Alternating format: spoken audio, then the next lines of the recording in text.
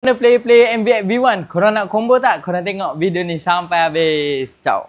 Okay guys, hari ni kita dah mendarat combo warna merun, Aerox merun untuk player-player MVX V1. Korang akan dapat apa? Korang akan dapat cover set. Stiker dah siap tanam, dah siap clue tiket. Fitting dia jangan risau, memang cun-cun saya bagi kat korang.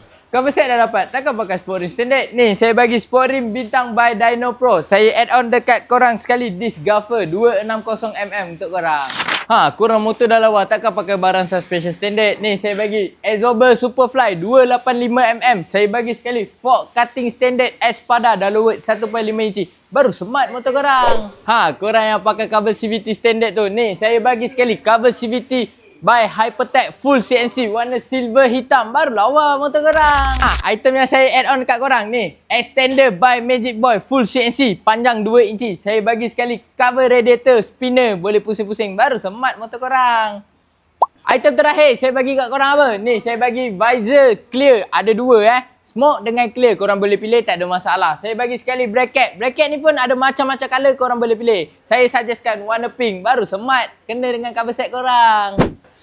Untuk combo ni, berapa saya nak bagi kat korang? Saya bagi 3,300 siap pemasangan dan siap post. Yang mana berminat boleh walk in saja kedai kita di Suria Garage Setia Alam. Okay? Jangan lupa like, follow, comment and share. Korang nak tengok combo apa pula lepas ni? Korang boleh komen. Ciao.